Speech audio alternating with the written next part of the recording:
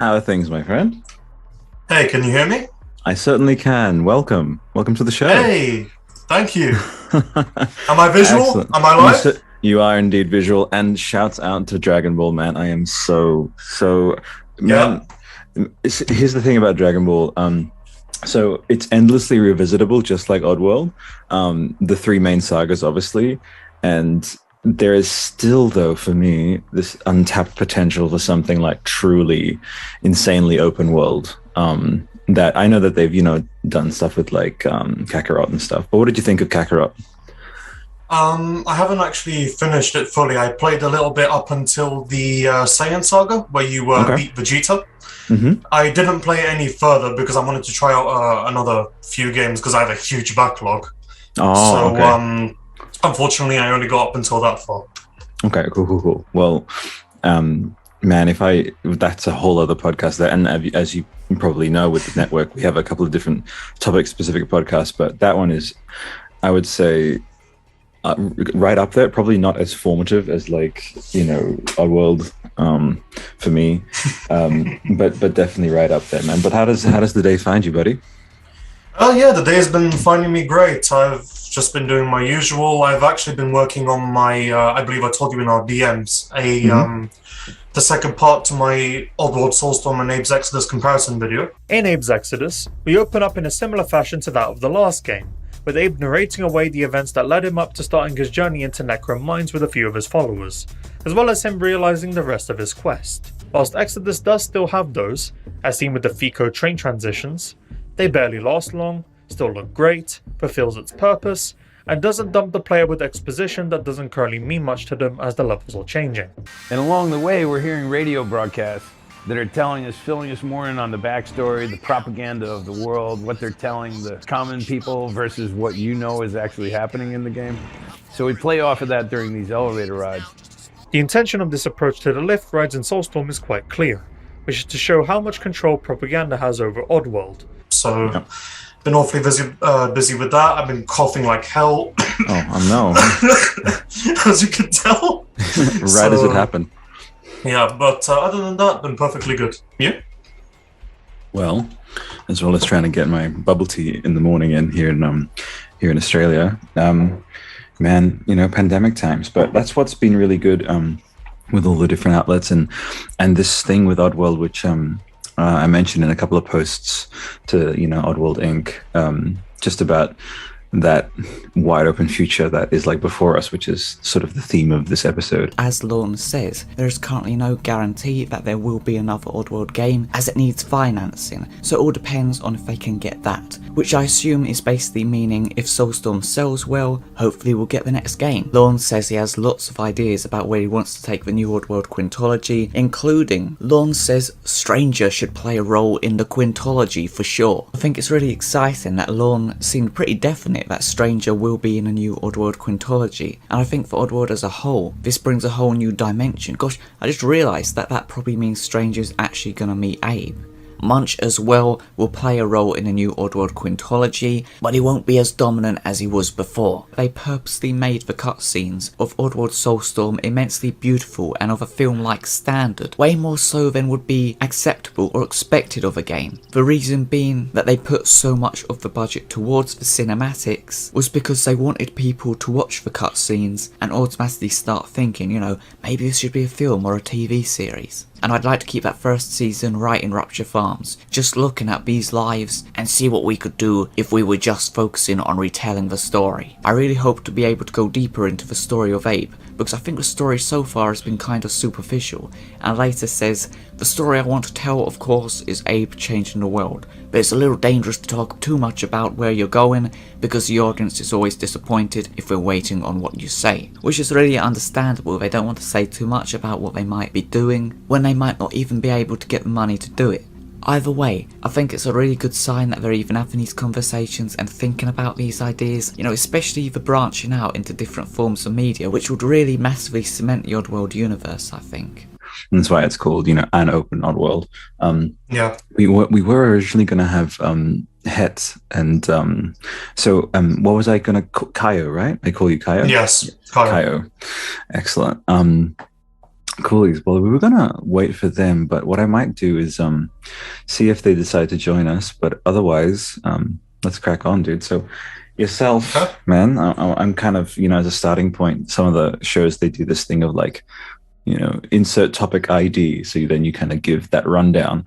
But I would love to hear kind of your personal kind of Oddworld journey, your kinship with the series. And then, yeah, if you wanted to do like favorite character, favorite level, stuff like that, go for it. All right, let's do this. So our journey begins when I was a very, very little kid. Mhm. I had only played, I believe 2 games up until that point, which I believe were Ultimate Spider-Man and Sonic Mega Collection Plus for the PlayStation 2. Mhm. So I was there waddling around, minding my business, probably like picking my nose or something like that. I go up and I see my dad. He was playing on the computer, and I was like, okay, let's see what he's doing. So I waddle up to him, and I see he was playing Abe's Exodus. He was playing he was on the very first level, Necrom Mines. So I was like, whoa, this looks kind of interesting. I'm like, Dad, what is that? And then my dad was like, oh, it's Abe's Odyssey. He mistakenly called it Odyssey. But I was like, oh, wow, I want to play it. So it all just kind of took off from there. I started off with Odyssey, which was not as good as Exodus, but very damn close, in my honest opinion. So I started off from there, and a lot of electric zapping, a lot of getting shot later. I got, in my honest opinion, pretty good at the game. I loved the story, I loved the characters, and then I moved on to Exodus, and I was like, oh, Jesus. This is my favorite game of all time, and it still is to this day, mind you. If they ruined your world, forced your people into slavery, tortured you for your tears, made brew out of your bones, you'd pray for a hero too. But sometimes you take what you can get. It's time to save Oddworld again. Oddworld, Exodus. That's awesome, dude. Yeah. In terms of like my favorite level, I honestly can't decide between 2 levels in Exodus. It would either go to Slick Barracks or Fico.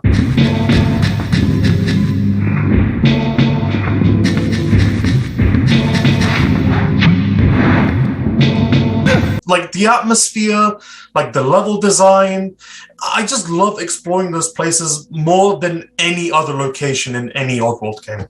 So, Nice. yeah.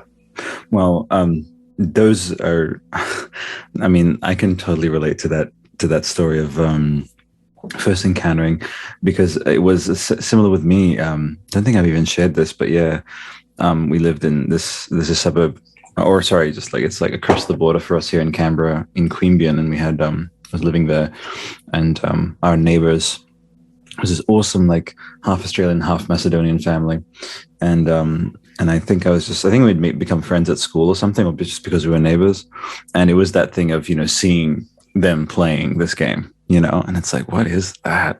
And I remember very clearly the manual for Oddworld Abe's Odyssey, and seeing the kind of movement guide and the manual that showed you how you could roll, and I was like, this is neat, and I was just fascinated. and then the thing that clinched it for me though was because I'm actually writing a book about this. There's this notion of the heroic steed in all kinds of mythologies, like and then also the magical entity and magical beast that sort of carries you onto an adventure.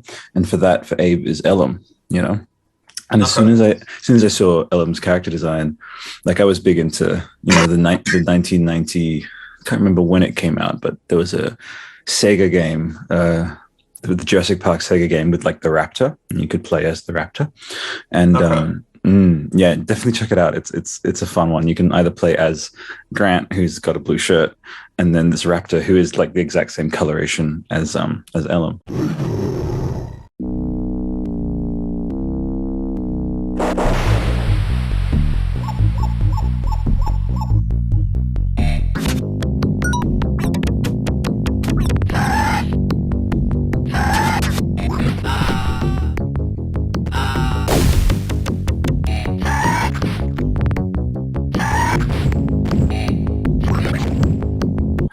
And just the character design, like the creature design of Elam, I was like, that is the coolest creature, you know. It's very unique.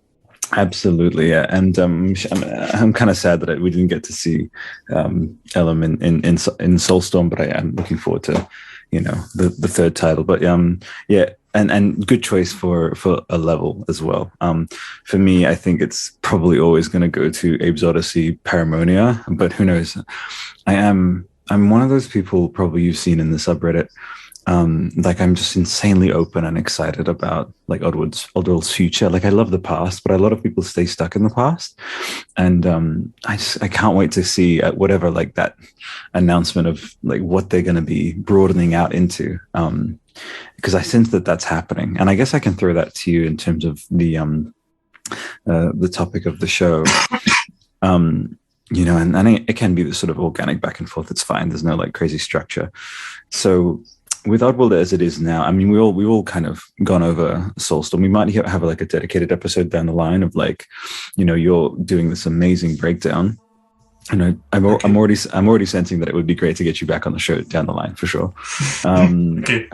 But you know, in terms of how you view Soulstorm as like this, do you also similarly see it as this almost like a reset button that the whole point is really to build on it into potentially another genre, or what would that be for you? I don't necessarily see it as a reset button, in my honest opinion. I purely think it was meant to continue on from what made New and Tasty, I wouldn't say somewhat popular across fans, because it's New and Tasty is quite divided, in my honest opinion. I get it. But continuing on from what New and Tasty was, which in my honest opinion, you know, was going back to the series' roots, specifically Odyssey, of course, and, you know, just kind of going off from there. Like, we started off with a 2D puzzle platformer, and that's kind of what they're trying to expand on. They're just tacking all these extra elements onto it, which is kind of what you see in Soulstorm with the 2.9D system that was introduced. So, yeah. This 2.9D, which, I mean, even just that description of that, like we're getting right up close to the perfect fusion. Because my thing is, you know, Stranger, obviously, 2005. I would say in terms of the mechanics, like, and actually no, in terms of that innovative kind of spirit, you know, of doing something that hasn't been done before. Like I loved Stranger's Rush for that reason, and you know, this month is that 17-year mark, which is, you know, I recorded episode 2 discussing that, and I don't know if you saw the post, but on that episode, which was recorded solo, and I didn't have my main mic, it was crazy, but I mentioned the notion of doing again, like in that same spirit as what was done from, you know, Abe and Munch, and then going into something literally like Stranger and weirder and somewhere basically far off. Would you be more interested in seeing Oddworld kind of do another sort of Stranger move and like really, I mean, I called it Pilgrim, like it's just a hypothetical notion that if we were going to pursue that Horizon Zero Odd thing, like, you know, Oddworld, they commit to this just this shift, you know, in which there were a lot of naysayers towards, you know, the Killzone guys, like, you guys are the Killzone guys, you can't do pretty much anything else, like, because that's all we've seen you do. But they recruited up, they got the people they needed, and now we are on the threshold of Horizon Forbidden West, you know. So like, and then also God of War. So within the Sony camp, and you know, Oddworld used to be like a Sony exclusive, but within, something just tells me in a non kind of irrationally or any kind of fanboyish way, it's like I have this notion that it is time for a shift like that, but like fully, you know, because they did Stranger and then they closed things down. But I think that, do you get that sense of us being on a bit of a threshold, or what's your sort of, you know, finger on the pulse for Oddworld and the Oddworld community, man? Okay, so honestly, in my honest opinion, Oddworld is in a little bit of hot water right now thanks to Soulstorm. Like, if I recall correctly, I believe on some Reddit. Nemen posted like a news article showing like what were the like top 10 most dropped games of the month, and unfortunately SoulStorm was like number 7 or something on one of them. So in my honest opinion, I would like to see a more expanded and maybe open world Oddworld game, sort of like Munch's Odyssey done right. I can't comment on Stranger since I haven't played it yet, so I really do think that what Oddworld should do now is stick with what we've got, try and like correct the Soulstorm's mistakes, so we can Oddworld can pull themselves out of this hot water, and only then, once we've got more money, a bigger budget, we can really go all out with the experimenting with these sort of ideas. Let's get Munch's Odyssey in, but this time it's done right. There's no repetition, that sort of thing. So I think we should wait a bit longer, play it safe for now, and then we move on to that sort of thing. That's actually very perceptive. And, I don't want to start anything up, but in terms of community building and community comportment, like how one holds oneself as part of a community, Kaio, I just want to say, can we just have like thousands of more Kaios in the world? That's just me. I just want to put that wish into the universe, because, as much as, like that's an established community, and I don't want to go too much into it, but so yeah, Nemen, I've never been like I don't want to go too far into it, but the fact is, and make your own decisions based on this, and I'm totally cool with people having different views. It's just when it transcends into that harassment thing, which is like and it's a waste of time. So like the guy like created multiple accounts to like stalk me around Oddworld, around Reddit as well. So I was like, wow, it's such a waste of time to kind of deepen those divisions. But look, he's doing his blog, he's got Oddworld, and there was clearly a big kind of schism. I mean, Lorne even talks about in the Mudokan history that there was like a schism. So it's like, look, everyone's allowed to have their views, but I would at no point take that into the realm of like, cyber stalking or cyberbullying or anything like that. So, but that's just my observation about, because you brought him up. That's all. That's fair. That's fair enough. That's fair enough to say. But yeah, I would like to clear up one thing. I know the episode isn't about this, so I'll just make this quick. I honestly do not believe that Nemen did that. It must have been someone else, because the way that they're typing does not sound like him. So I just wanted to clear that up with you. Really? Oh, interesting. Because I did see in some of the kind of like cyberbullying. It wasn't. It was technically cyberbullying usernames. There was Nemen this, Nemen that. So it's crazy. Yeah. And if I bring up like the banned list of OddworldInc, it was. So anyway, you know what? I actually initially I had to edit it out, because it's just there's that internet element of like what's going on and people misinterpreting and stuff like that. And look, I'm glad that you're vouching for them. I wonder if it's maybe a certain way they've only chosen to speak with me. Again, I think the best thing really, and as I've just been saying even all throughout the last episode, is there's clearly, as you said, hot water. There's clearly a bit of tension in the air. And my thing is like really literally like letting bygones be bygones is best, and not in a way of shirking and dropping responsibility, but it's that same thing of like when you've reached a certain point in an argument with like a loved one or like a friend group, there's just a certain point where you say, look, all right, certain things were said, feelings were, hurt or intentions, all of that. It's for the benefit of everyone to not, from this point go like, oh, I won or you won or whatever. It's like just for the health of everyone. And especially, again, it's been Kaio, it's been really surreal.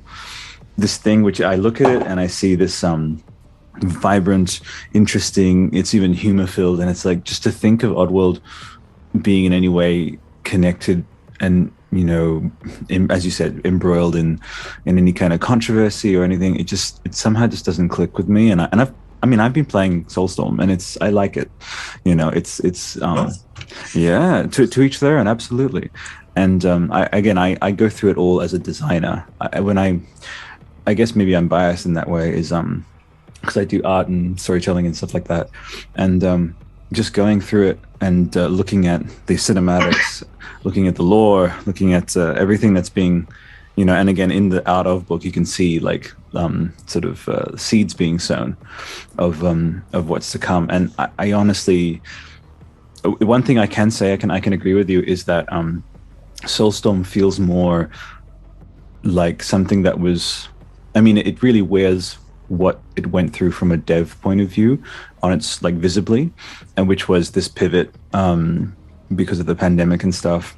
And I think they just wanted to release it, and I navigate it and see it as like almost like a design document of like, we've reached this level of visual fidelity, we've solidified these elements of the lore, and gameplay wise, resource management has just never, again, some people really like, Ken Levine, who created, BioShock Infinite and BioShock, he is a big RTS guy, right?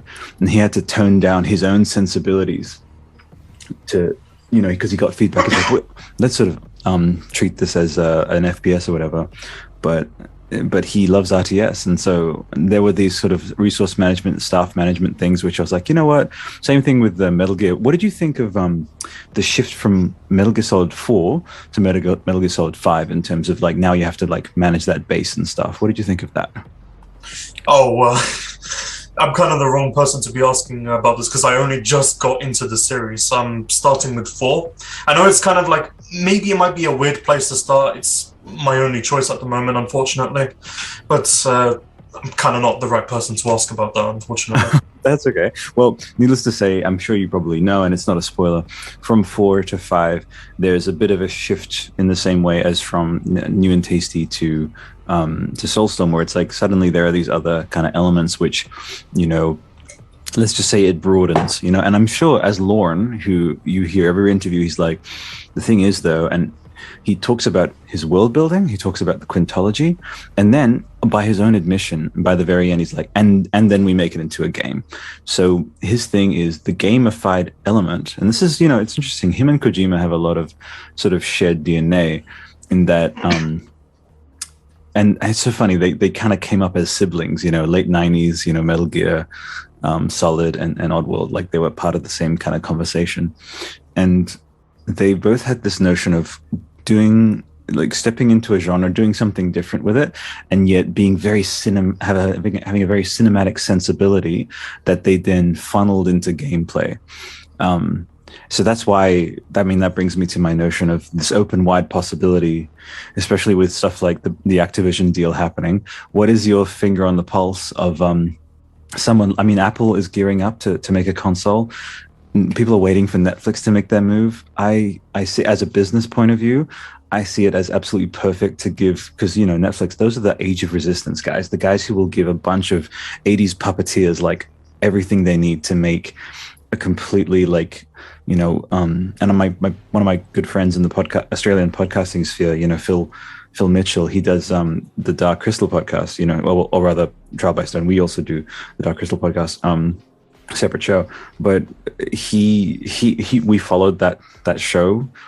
Every single juncture where you were like, surely the studio will step in. It's like, no, they made a perfectly, like, with such creative integrity, like a sequel to the Dark Crystal, like puppets and everything, and it got lauded and appreciated as that. So seeing how generous and hands-off Netflix are, what would you think of Oddworld Inc. being brought in and acquired, and that IP going to Netflix, and then we see an Arcane kind of level quality series, like a feature film, and then they start building this open world Oddworld? What do you think of that? Is that completely irrational, or do you think it could happen? Honestly, I'm not sure what to think about the whole Netflix thing, but I will actually touch on that. If they were to say, Netflix were to say, acquire Oddworld and start making a series, it would actually be perfect, because the intention from the beginning, as noted by, I think, like Lauren Lanning in an interview, was that he and Sherry McKenna, or Sherry's idea mainly, was like, we're going to make 5 movies. And then Lauren was like, no, we're going to make 5 games. And a lot of these people had no idea. They came out of games, right? We came out of Academy Award winning movies using computer graphics. I was at Rhythm and Hues, she was the client from Universal, and we were doing attractions for her. As I started to meet her, in Hollywood, I was hitting a wall or a ceiling. And that ceiling was that I felt like there was biases that I just wasn't being taken seriously. What she would say later would be, yeah, that's because you were an asshole and no one was listening. And I'd say, well, in hindsight, maybe there's a lot of truth in that. So Sherry became a serious mentor to me about, like, do you want to be right all the time? Because that's what it seems like. You're just the guy who has all the answers and you always want to be right. But that's not the guy who wins. Or do you want to win? So pick. Do you want to be right or do you want to win? And I was like, I want to win, right? So I could swallow all my baggage and try to reprocess it into something that's, you know, more compatible with attaining my dreams. And she was like, well, then you need to do this instead of that. And I never had any of that type of guidance in my life. So I was focused on her, number one, as being the most important element to succeed in a company. Not like a production designer and programmer. I was like, the business has to come first. And so I'm working on Sherry, and it's not going anywhere. And I'm working on her, and it's not going anywhere. But I had to, like, go to her house a lot and put together proposals and shit like this. And one time, in classic, like, Hollywood setting, you know, out by her pool in the back of her Hollywood Hills house and all this shit, I said, well, let me tell you this story, you know. And I told her the story of Abe. But I told her the story of the whole quintology. I was like, it's going to go like this. This is a 5-part story. And it starts with the slave who loves animals, who's working in the meat processing plant. And it was like, what? And I was like, yeah, it's a terrible place for this guy to be, but he's going to make the most out of it. But then what he doesn't know yet is the employees that reach their prime, they're going to wind up part of the product. They just don't know it yet. So it's kind of like Soylent Green meets the Muppets, you know? She fell in love with the story, and I knew she was a chump for stories. Like, I knew she was a total sucker. So I was, like, working that out, right? I was just working it in there. So I was sitting by Sherry's pool, the classic sort of Hollywood moment in the Hollywood Hills, palm trees, and we're sitting out there, and I seized the moment, and I said, let me tell you the story. It's about this guy, Abraham Lure, the heart of gold, empathetically driven individual who loves animals, who just happens to be working in a factory farm slaughterhouse, who doesn't know it yet, but the retirement plan's a lie, and he's eventually going to end up on the menu. And from there, I roll out the whole 5-part series of one big epic. Now, that story began as lots of different fragments of things that had inspired me. So I had been working on this story probably for 6 years, but I didn't know it was one story because I was coming from a place where I was like, any good idea, you got to write it down because your brain is like a CPU and you got to free it of ideas. And if you don't, if you think you have to remember them, then you're not freeing it up for new computing. And so it was like, you have to archive and you have to document your ideas so you can forget about them fast, but you don't lose them. And so I was very much on that trip, and it was like any idea, even if it was a terrible idea, but it had something to it, I'd write it down. Maybe I thought it was a short story. Maybe I had no idea where it would go. Maybe it was just an interesting character quirk. Maybe it was a big concept. Maybe it was an action scene. Maybe it was something unique about the way a device worked. I just always would take all these notes on unique things. Eventually, as I'm thinking I want to make these movies, I'm starting to realize this is one universe. I can make this one universe because there's these central themes that tie these ideas together. And then even though the ones that don't are still interesting and they can work in here, and really, you know, entertainment's about good creativity, so there's lots of creative ideas here. And so I start shaping that around one that I'm thinking is this universe of this character, Abe. This character I really wanted to model on something that was a sort of a worldly source of a figure that had become almost a deity-like persona. And Abe, to me, was like Abraham, right? So if we go the 3 Abrahamic religions today, you know, Judea, Christianity, and Islam, they were all based off of this character of Abraham, who supposedly had a very unique way of seeing things, chose not to sacrifice his son, and became what Moses, you know, would later be the delivery of the 5 books of Moses in the Judaic tradition for the Old Testament, right? And so Abe was named after Abraham, the real Abraham, because he would become the beginning of a new thought, of a new sort of religion, for lack of a better word, a new movement for the world. If we look back in history and we go, well, we go back to the Canaanites and what was going on at that period of time, that really was a new message for the world. You know, the way, you know, in earlier times, We had a Buddha coming out of Asia that was doing that, And other times we had various deities that were emerging out of Hinduism, that were older than this. But these figures would become pivotal figures that people rallied behind in belief systems, and I found them really interested. So I wanted our characters to sort of be inspired by this. What would happen 1,000 years after they were dead? Would they be remembered? Would there be new types of religious symbols that would be based on those characters? And that's how I always thought about our characters, where this was the beginning of myths that would live on in their world, but we're going to catch their story of these people, of these individuals taking their journey. We're going to be there as they began something that would become a global religion, And I was thinking about it that way. And I remember thinking that way because I watched this interview in the 80s, Masayoshi-san had taken his status of being the richest man in Japan. And so the richest man in Japan before was a hotel and construction investor. And I watched an interview with him. And at the time, everyone was watching Japan in the 80s because Japan was just rocking it economically, right? And they did an interview with him, and they said, well, what's the secret to your success? And he said, well, that's easy. Think big. Like, always think big. And I was like, wow, what a brilliant answer. I really was intrigued by that because here was a man who had accomplished all these things. And then he gave this 2-word simple answer. And I was like, and I just could always use that to check myself. I was like, am I thinking big? Am I thinking big? Maybe. But if I were thinking big, how would I be thinking? And it was a great way to check and sort of escalate your ideas. And so I would always remember that when we were thinking about product development and story and character development. Am I thinking big? Is this character deep enough? Does he have a deep enough root where he has a bigger future? Or is he superficial for the moment and was a good trend but didn't last the test of time? So I was always kind of looking at some of those inspirational points. I tell Sherry this story, right? And I've pieced together all these stories and I've formed that into a single narrative, and I'm focused on the idea of building video games, but I'm still having to win theme park attraction jobs and contracts for her, and took that opportunity to tell her the story. And when we get done with it, she goes, that's amazing. Let's make 5 movies. And I was like, no, we're going to make 5 games because 5 movies is going to cost at least $500 million. And who's going to give us that? Nobody. But we could get maybe $25 million to make 5 games at less than $5 million a piece. And she was like, oh, you suck. You're just like, I just have no interest in making games. I win awards and I make movies and I love films, and games is just violence and it's this and that. I was like, games is a lot of things and it's going to be a lot more things, and you don't really know. None of us can tell what it's going to be yet. But ride this with me for a second. This is what's going to happen. These systems are going to come in. It's going to change the medium. And you know what? The medium of games, they don't know how to do large productions yet. They don't know how to manage 150 people on a team, but we do.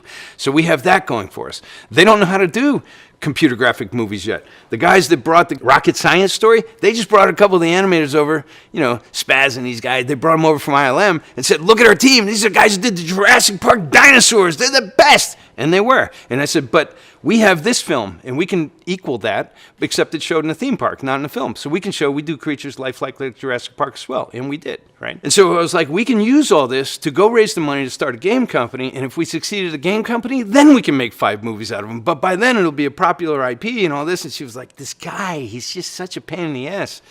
And I'm like teasing her and then letting her down, and teasing her and letting her down, because she has no interest in starting a game company. And finally, she goes, look, and I think it was just to let me stop bugging her, and she kind of needed me at the time. So she goes, you get the money, and I'll do it with you. And I was like, okay, you help me put together the proposal, the business plan, and then I'll take you up on that.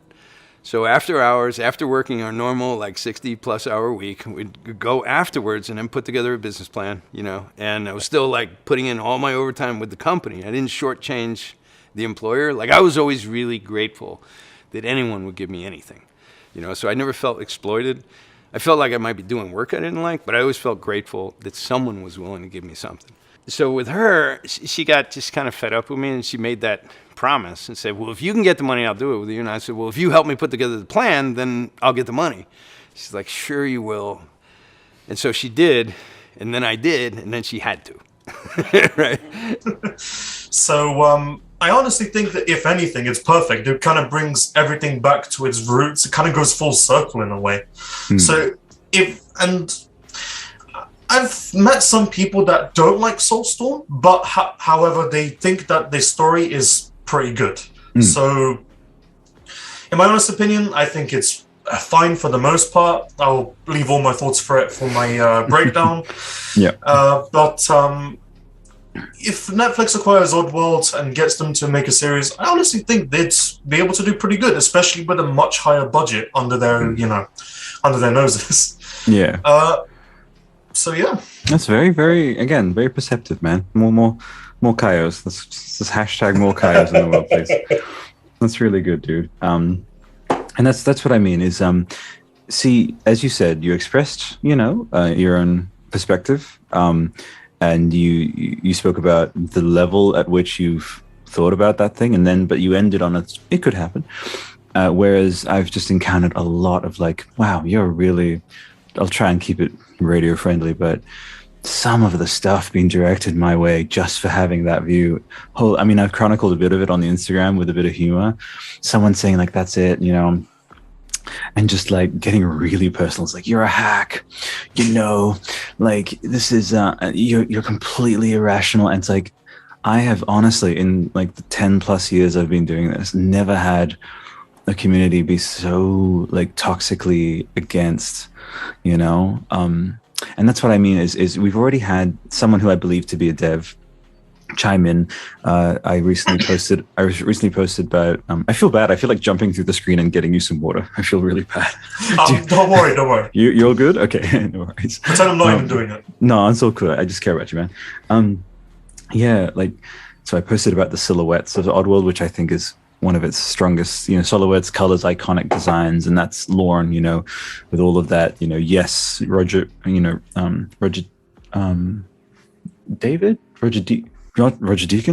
Dean artwork from like Yes, and then the Pink Floyd, and you can see the Gluckens, you can see that Pink Floyd The Wall influence in their design, and I see so much potential. Like and I posted about that, and one of the devs was like, yeah, or this person commenting is like, yeah, when we were in the office just seeing this kind of stuff pop up, it was good times, and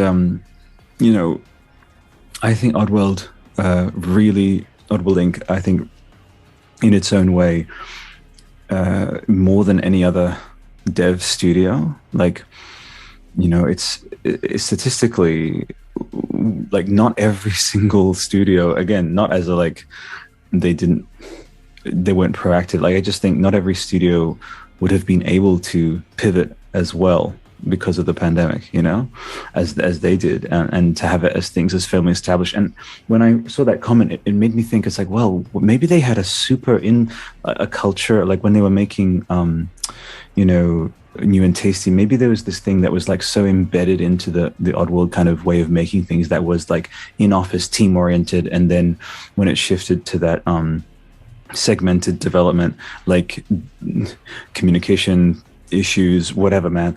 And so that's why I really do go like bird's eye view on the whole thing, and that's what I see Soulstorm as. But I'm so like, first of all, I kind of want to dive into this thing you're doing with comparing Soulstorm, and it'll be in the description for people to go.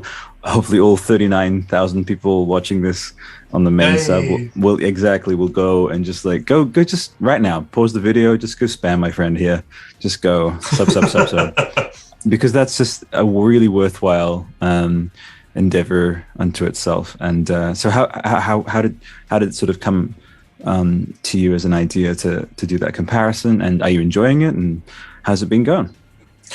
All right, so first and foremost, it was mainly inspired by Matthew Matos's original Abe's Odyssey and New and Tasty comparison. So I thought, so he hasn't been uploading for a while, and I guess he's not going to be comparing Soulstorm and Exodus. You know what? I'm going to do it myself.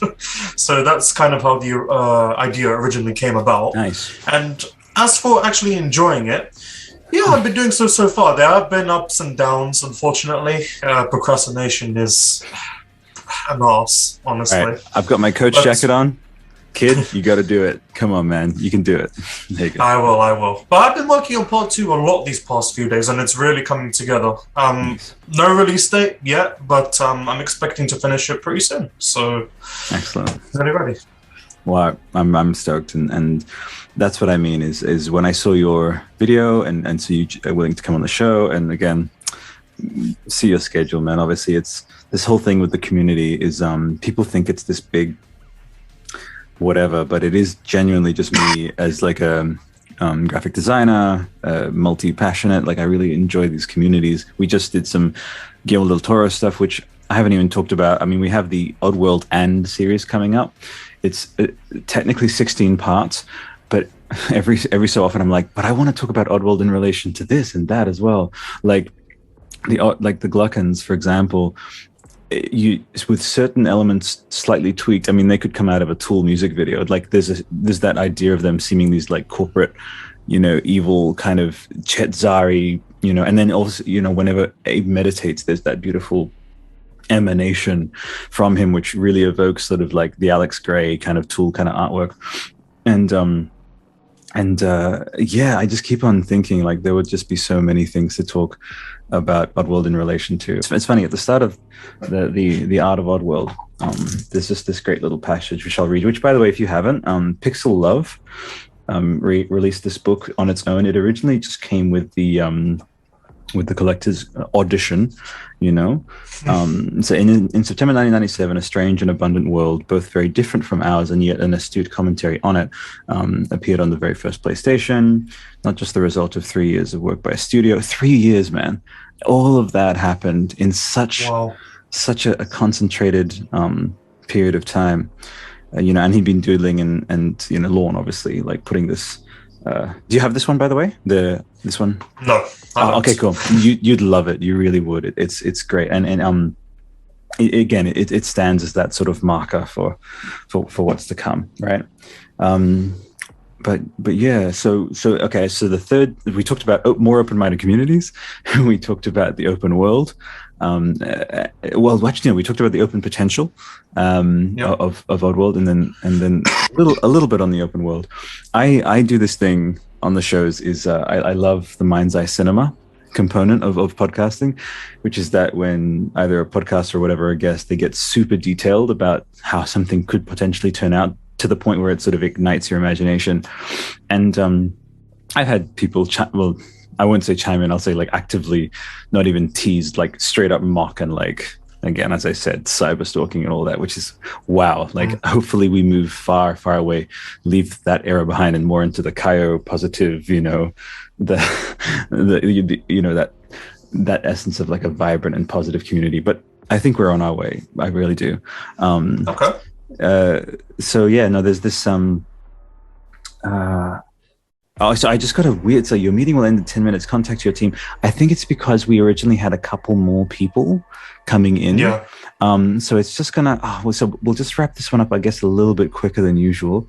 But all I was going to talk about is like in this last 10 minutes, if it all did happen, buddy, I'll throw it to you first. And we got all three: movie, series, and an open world. Do you have a specific like vignette from any of those that you'd like to see? I mean, knowing that, like arguably Oddworld peaked with Exodus, so I kind of know what to expect, from a gameplay standpoint. And who knows, if they top that, it'll be that. But I kind of know what to expect from a game, so I'm slightly less looking at that in this, hypothetical. Mm-hmm. A movie would be highly interesting, honestly, because watching all of Oddworld's cutscenes, Abe's Odyssey, Abe's Exodus, having that turn into a movie, it would kind of like make you think, what would happen if, Sherry won the argument where Oddworld fully went into movies instead of games? That's right. It will kind of make you think. And then, you see like this, like the products that come out of it, like all the movies, and then you're thinking, is this what would have happened back then? It's very thought-provoking. I find it highly interesting. In terms of a series, I'm a little puzzled at how that would work, but a movie sounds like the most appealing in this hypothetical. Perfect. I think that's also because it has been discussed more than like a series, more than Open World. The movie has been more in that sort of cultural conversation. And I mean, Citizen Siege, are you aware of all of that with how after Stranger that they were going to just basically almost like archive, leave Oddworld behind and start this film? Right. So so last time I saw you in Nottingham, you just announced Citizen Siege. Yeah, and we got into development on that, and we started working on it, and then we had the wonderful financial crash globally, and or I should say in the West, largely. And that really put a damper on different opportunities that were emerging, on financing, on other things. So we ultimately decided to put the project on hold rather than try to roll a boulder uphill in a slippery mudstorm. Yeah, no, I can well imagine that would be a good idea to do that. The next time I saw you was at GDC in 2003 or 4 years ago, and you were talking something like that, and you were talking at that time about, and I don't know where Citizen Siege was at that point, but you were talking about a kind of consolidated, continuous production pipeline, and you were talking about other media with which to use IP and creating a kind of centralized tech base. So you would make a TV show at the same time as you were making the video game, or using the IP across different media. Is that tied into? Is that still the aspiration? That was a big thing. I remember we were talking. Yeah, it was a big thing, and as we got deeper into development, it became increasingly difficult to sort of, I would say, legalize the database rights. So our whole objective on that, aside from storytelling and making great entertainment for people, was to amortize the assets across multiple platforms and really kick machinima into a new level of storytelling and quality. And but when you're dealing with the film studios, and you're dealing with the game publishers, and you're dealing with cable networks, they all want to own every piece of the production along the way. So the complications that emerge in that strategy become very significant, and the more that the financial pressures are mounting on television networks, film studios, and game publishers, which they have in major ways, the more those financial pressures mount, the more difficult it is to get them to be more experimental, more risky, more sharing with assets. It's kind of like we look at a future. The future is more about sharing than any one party owning everything, right? The future is more about Google than it is about Microsoft, right?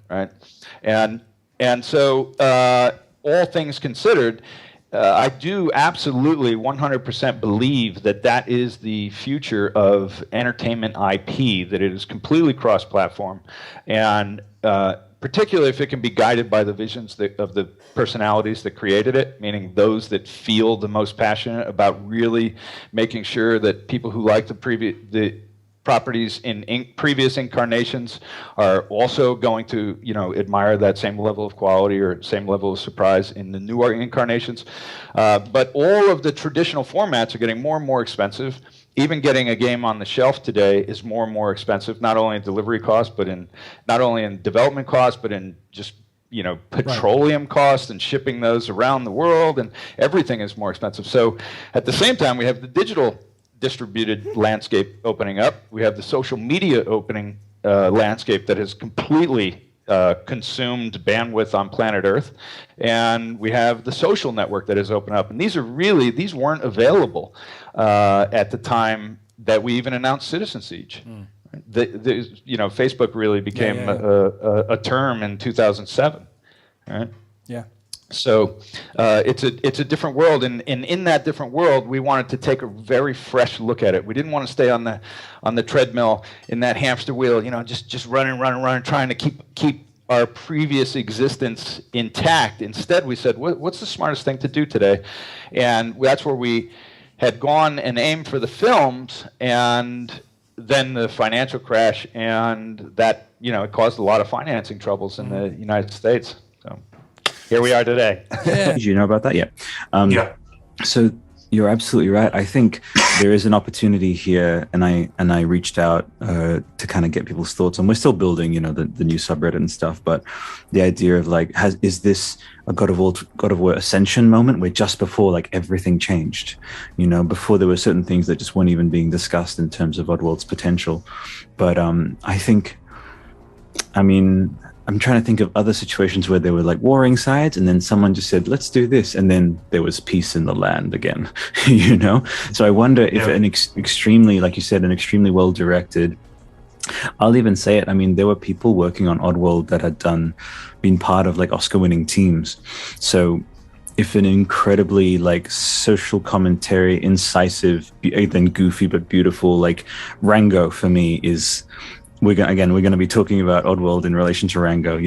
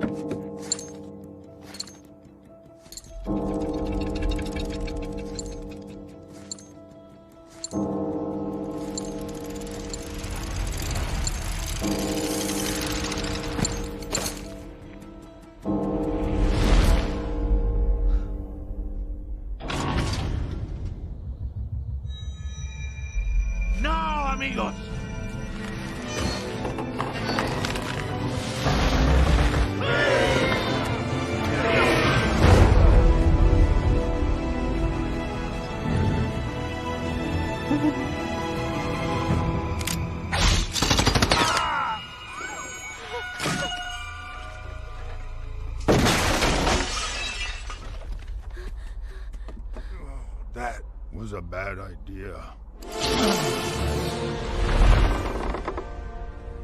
Thirsty, brother? There it goes!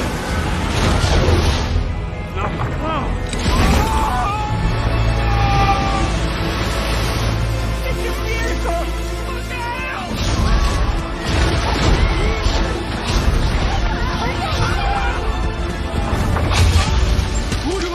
What is that? It's our salvation, Paul. It's a jailbreak, boys. We're busting out.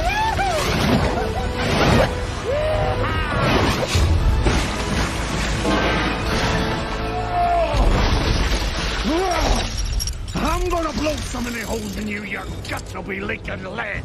Well, then it's a good thing I brought some backup.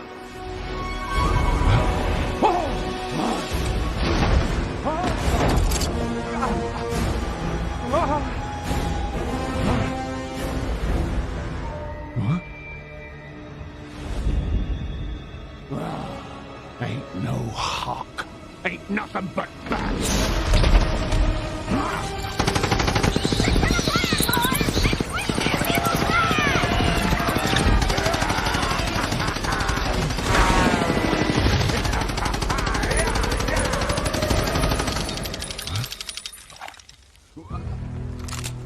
It only takes one bullet. You ain't got the nerve. Try me.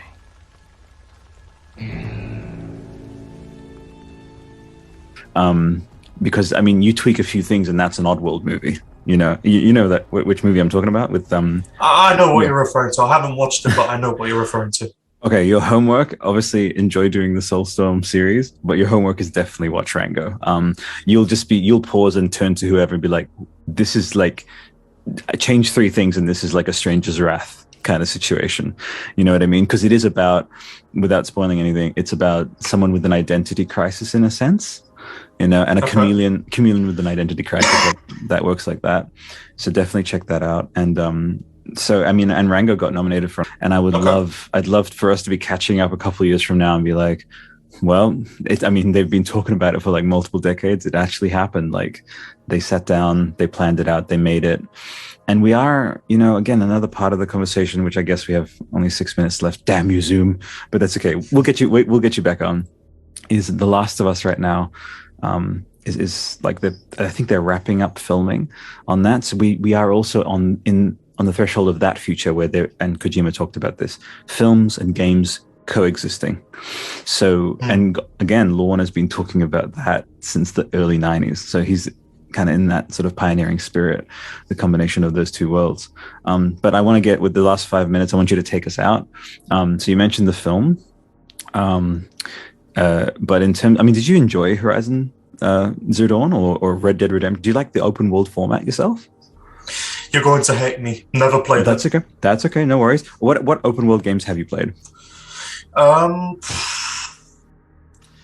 to tell off the top because I don't really usually play like massive open world games. Okay. If you consider Munch's Odyssey one, then that's definitely one. Okay. Can't list another off the top, unfortunately. I haven't played all that many. That's okay. Well, I'm this guy, like purist. I love it. Well, we do have like only a few more minutes, man, but I just want to really reiterate, like, you are very much a breath of fresh air in the community, and please keep doing what you're doing. I'm so excited for your ongoing kind of like game analysis series. And, you know, you say the series peaked with Exodus. I hope, I truly believe that you'll be in a good way proven wrong. I think we're going to get some really interesting things. Yeah, we'll get some really interesting things happening from Oddworld. And you're absolutely welcome back to the show anytime. Thank you. No worries at all, man. I'll catch up with you in messages and we'll set something else up. And the conversation is far from over. Wow. Can't wait. See you, buddy. Take it easy. Bye. See ya. Bye.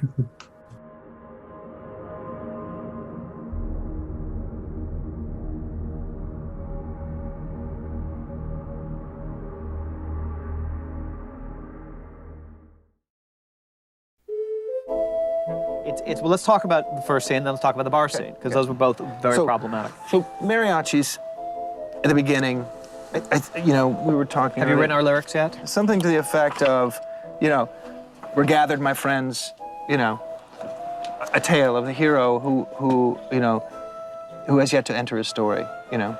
And like all legends must die. I mean, I think we have to set up also the blackness of them. Yeah. Our purpose is to sing of a hero. But the problem is, our hero has not entered his story. Yeah. You know, and you start the movie. And all heroes, as you know. So the next time you see them, they're like, he's going to die. You know, he's like, we got a purpose now. You know. The sort of primordial phase of Rango, I would say, was 2003 at a breakfast with John Carls and David Shannon at Arts Deli. David and John pitched a Western with creatures of the desert. The three of us got together and started, you know, meeting over lunch or a glass of wine and talking about characters and talking about where the story might go. And I did a few sketches, and pretty soon the characters, you know, started to take shape. I wrote up a couple of pages that had, you know, the Great Pretender. You had him coming into this town. You had the sort of Chinatown subplot. He's the patsy. He's made sheriff. He starts asking questions. They bring in the hired gun. He's revealed as being a fraud and a phony, and exile and catharsis and return. And all those things were in this sort of 4-page outline. I think we started off with a simple, solid outline, and then Gore's decided, God, I love this so much, I want to direct it. But we got to hold off for a minute. I'm going to go direct this one Pirates movie, which of course grew into 3 films, and now here we are, you know, 5 to 6 years later. So here's what I'm thinking.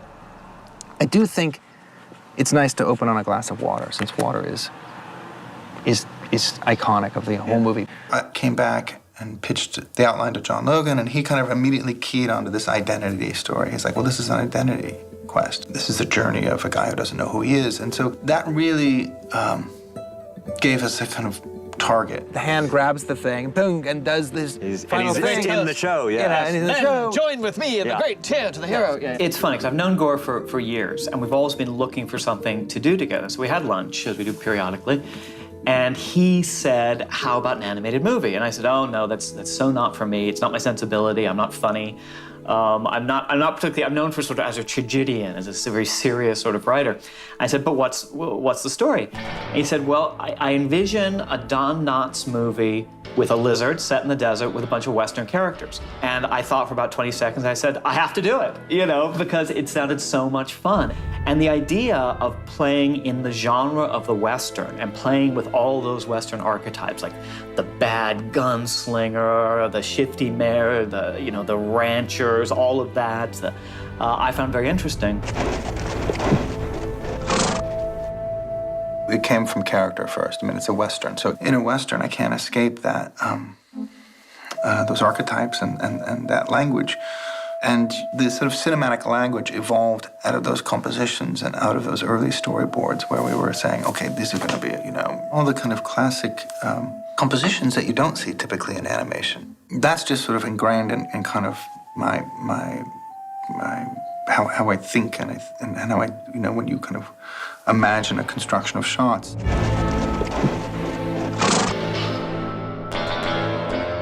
This was very early on. This was one of my first passes when I first started kind of getting into the story. And I was thinking about what Gore said and thinking about the spaghetti westerns. And I did this piece in an attempt to go, no, this to me is what those films were all about.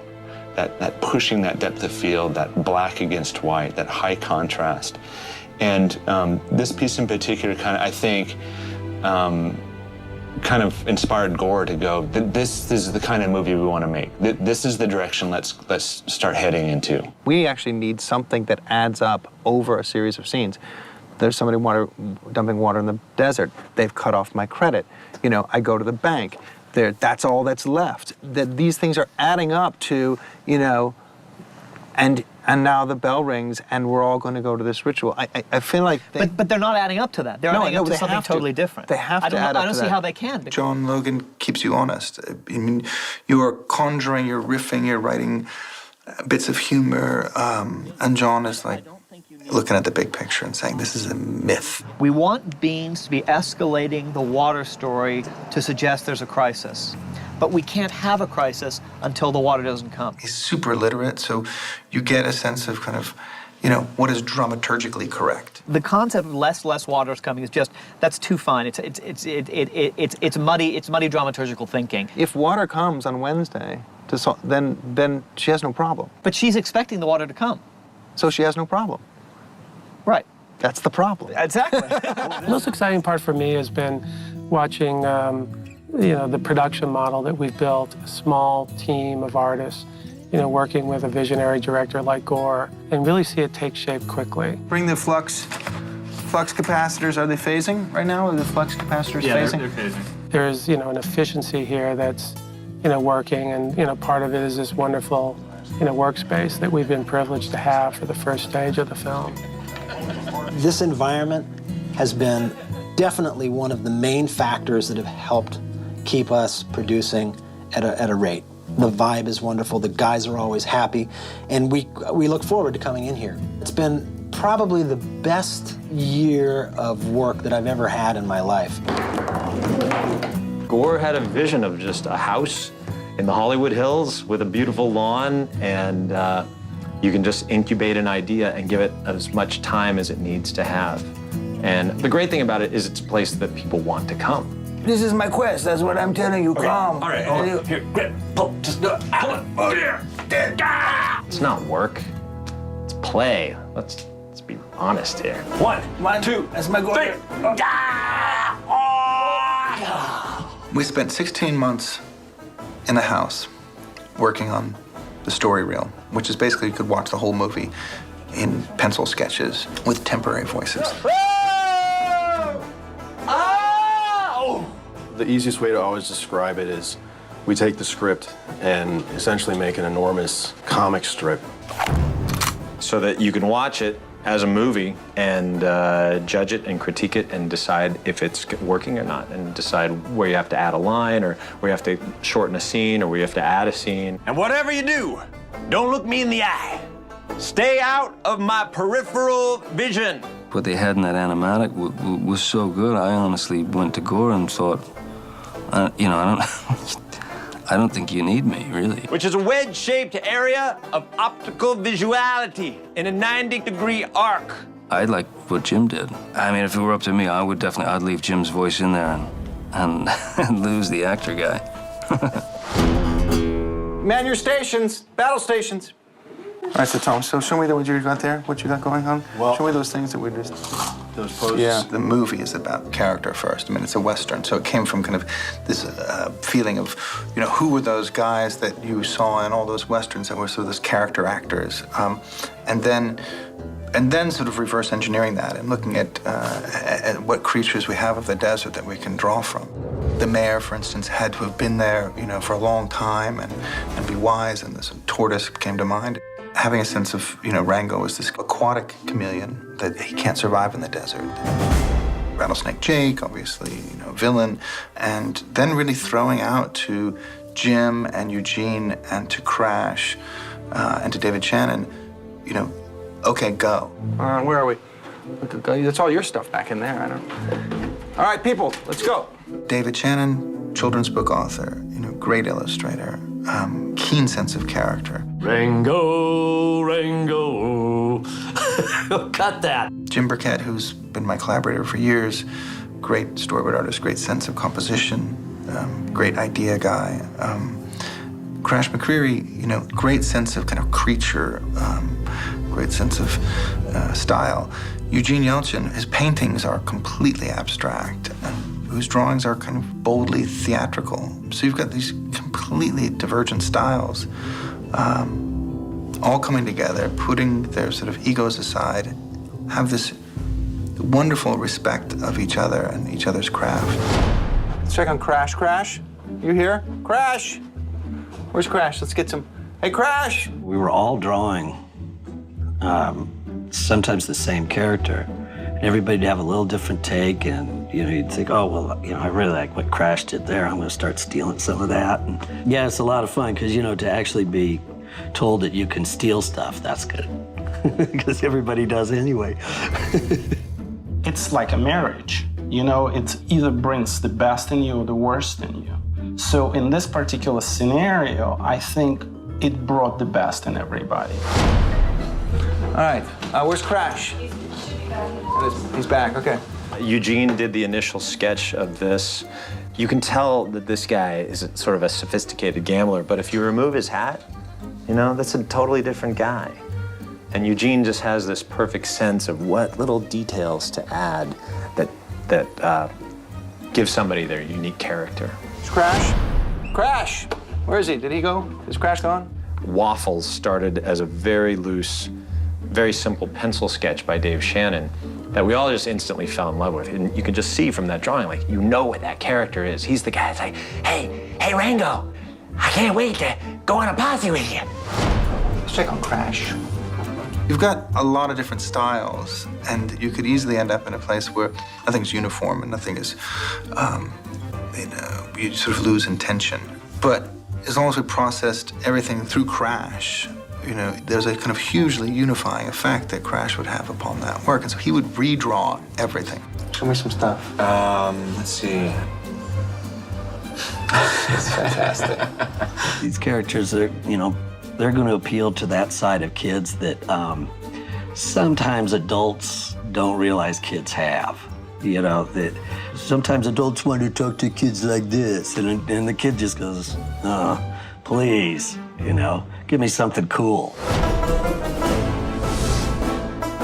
Oh, we're so grateful. We do have a new sheriff, and we are so hopeful that he is going to help us and find out what happened. Who's this?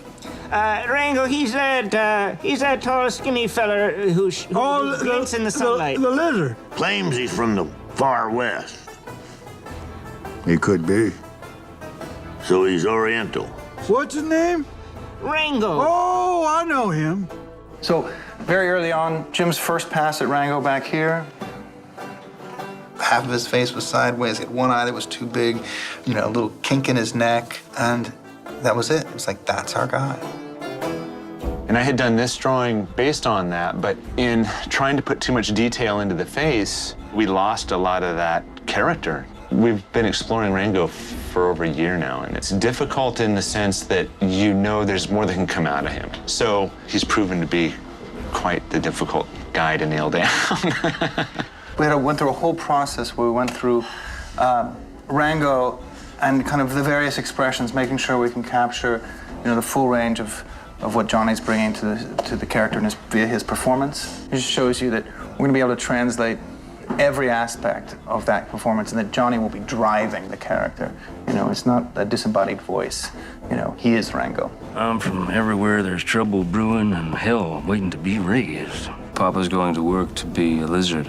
Name's Rango. Daddy has to be a lizard today. What more do you say?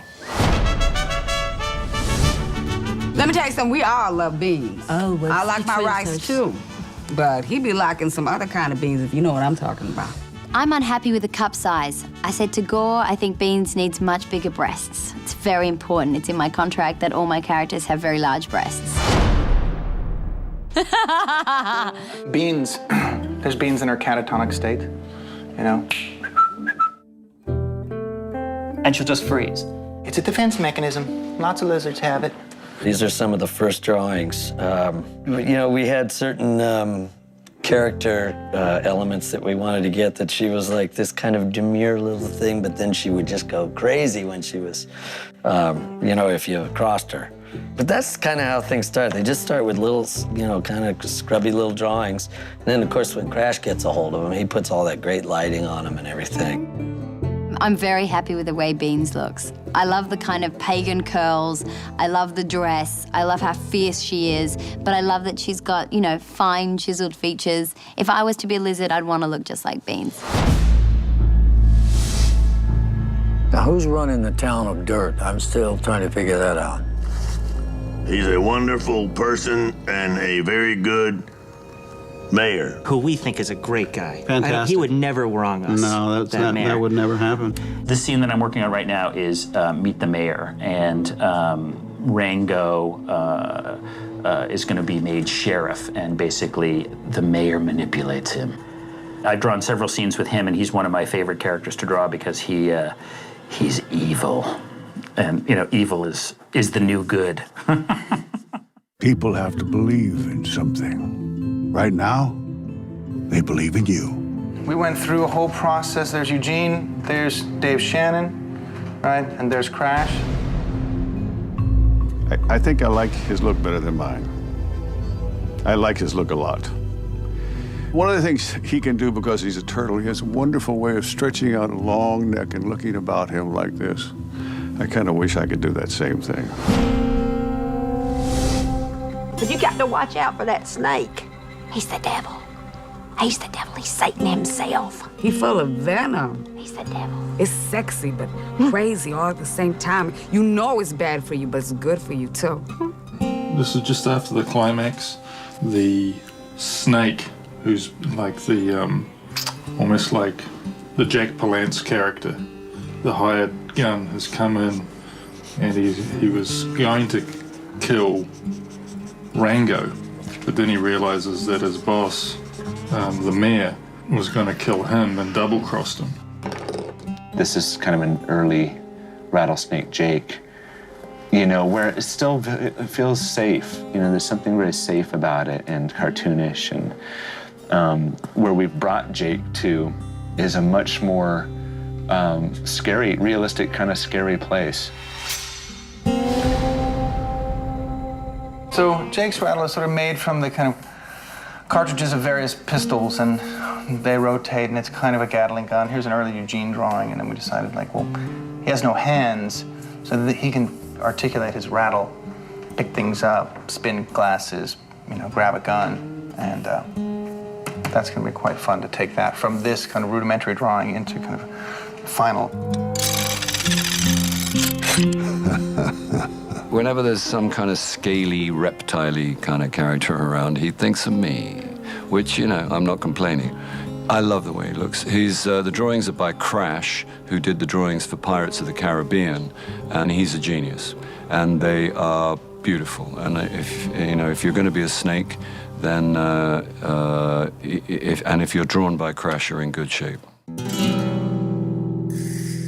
Right now, I'm immersed in character land because we really had to populate, this world with a lot of different characters, and we couldn't do it all with just prairie dogs and roadrunners.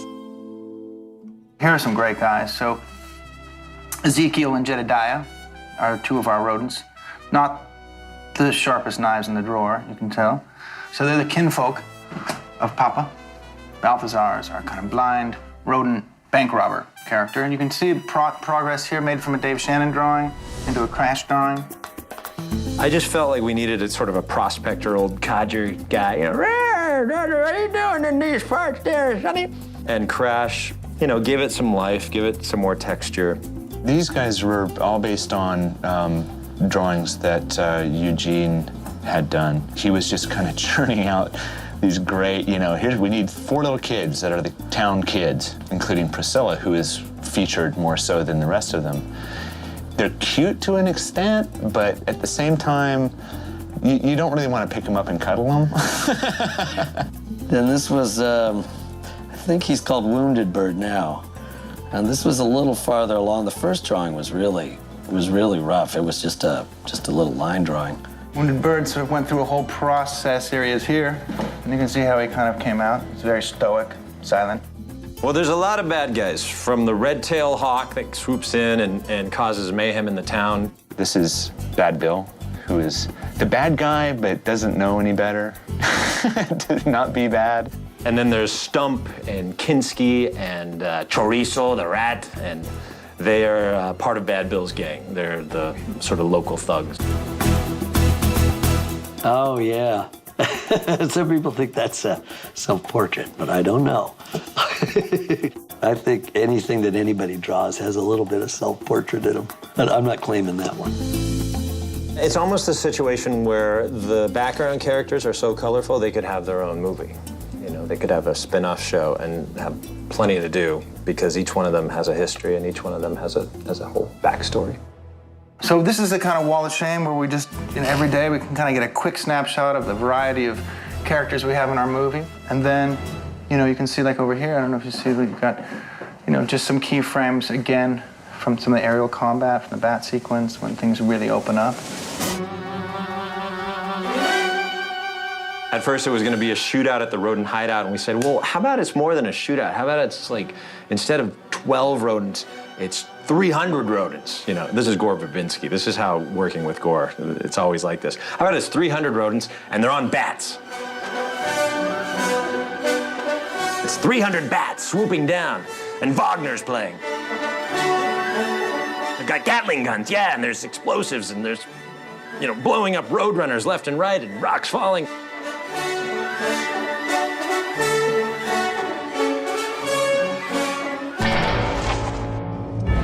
I like, a good old-fashioned.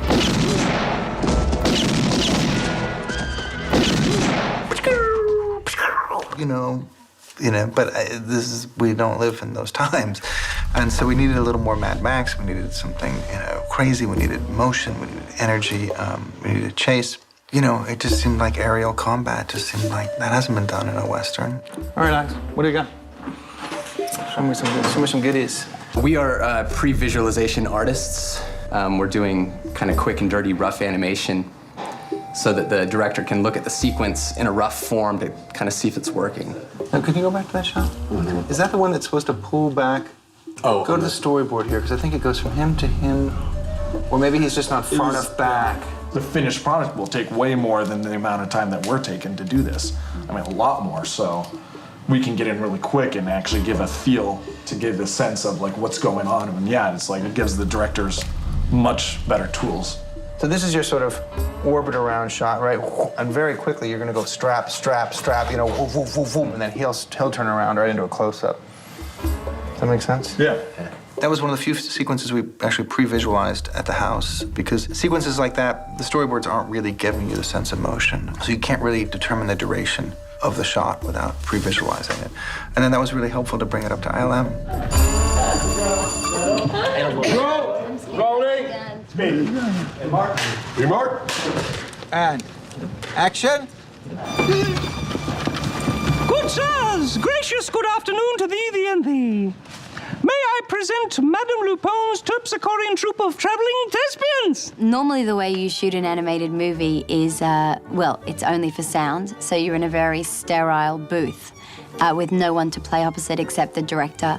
So it's a very isolating experience. Suspend your disbelief and experience entertainment's tragical, comical, historical, and bilingual. And what we're doing on this project that's different is we've got all the actors together, ensemble, interacting with one another, kind of trying to get that magic that happens when the actors are together. So we're getting a lot of improv and interesting accidents and things that you don't get in a recording studio with a single actor. Bang, you hear a gunshot, bang, and just give me 3 seconds of Animation's not a genre, it's a technique for telling a story. So why abandon the things that, you know, you've kind of relied on in your career?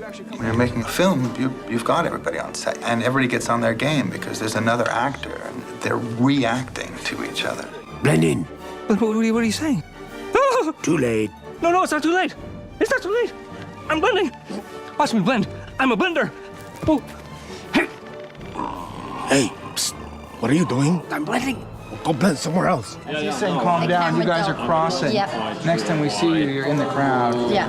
And then we just Just the interaction that you get from other performers, it's just so much more creative and so much more rewarding, really, as a performer. There's a slow conjunctivitis. It's her runs in the family.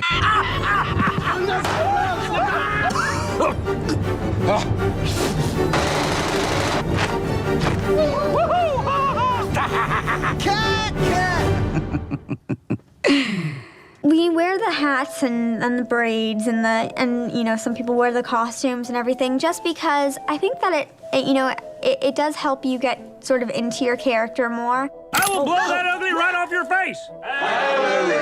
I'm getting tutued. I think they help facilitate the character that you're doing. I mean, I know it does me. I don't generally walk around like this, but it adds something to it for me. I wear a different poncho, a different color. This is his own. Hold on now, Jake. There's no need. And then he turns on you. He puts you in your place. It's not like it would be actually if we were filming a scene, per se, but I think it's probably very helpful. As a matter of fact, I had the pleasure of meeting one of our animators on the set one day, and he was very sure about the need for that. Hold on there, Jake. Let me do my job. You brought me in there. We're gonna play this thing out to the end. Normally what we'd do is we'd film ourselves doing various scenes and use that as reference. But if we can reference Johnny Depp's behavior and the quirks that he has, I mean, it's just going to help the animation so much more. It's just going to inform the character a lot better. Help! Open the door! Instead of motion capture, it's kind of emotion capture. Oh, evening, Gordy. Now you get back on in there and you assert yourself, and I think you'll find the people of this here town to be surprisingly hospitable. Thank you, Sheriff. What? Not you again. I stand corrected. What I said to Gore is the best description of it is kind of like being on the Carol Burnett show or Hee Haw or something. Which one of you fellers needs a checkup? Gore and Johnny have no reservations about playing, and it sort of frees everyone up or gives us permission to really physicalize and vocalize the lives of these characters. You know, give me a little laugh. Oh, what? There are times when you sort of come out of character and think, wow, I'm acting opposite Johnny Depp. But Johnny's such a professional, and he puts you so at ease, and he's so gregarious and ingratiating that he's just made the whole process feel just really easy. Only takes one bullet. You ain't got the nerve. It's lovely to work with Johnny. Johnny's a gentleman. He's a charming guy. He's a funny guy. He's incredibly smart and clever as an actor. Good thing I brought some backup. He's also, you know, as a leading man, he's very welcoming and generous. And now he owes me dinner. This part was designed for Johnny. There's no movie without Johnny. I mean, from its outset, from working with Johnny on Pirates and talking about how's the lizard going, oh, it's good, I'm describing scenes to him, and having done 3 movies, with Johnny, it was really interesting to try to think about what he would do with the character. Choleric varmints, ain't they? Dysfunctional family. Need intervention. Everyone's here. Johnny Depp and Isla Fisher and Ned Beatty and Harry Dean Stanton, who I got to meet yesterday, which was a thrill. What the hell's going on over there? They're having What kind of movie is this? kind of in a funny way, we wish it was going to take us longer. Our part of it might be done before I wish it was, because I really enjoyed the people I've met on this film. 'Tis I.